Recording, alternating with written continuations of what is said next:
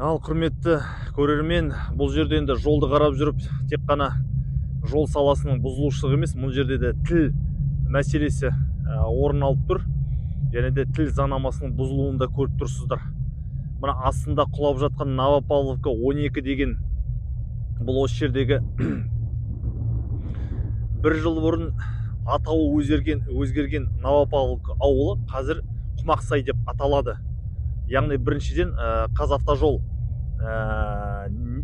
Казкомсервис мердігермен бірге Құмақсайдың ауысқан, қазақша атауын алған, ұмытқан, немесе картадан қарамаған. Үшіншіден тапсырыс беруші не Қазавтожолдан да, немесе біздің басқасын облыстың әкімдігінен, немесе теректі әкімдігінен де бұл туралы ақпаратты сұратпай тапсырыс беріп, осыған ақша жойып, мемлекеттік сатып алу шартынан Новопавловкада жазып қойған.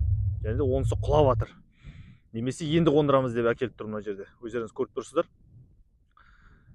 Бұл деген енді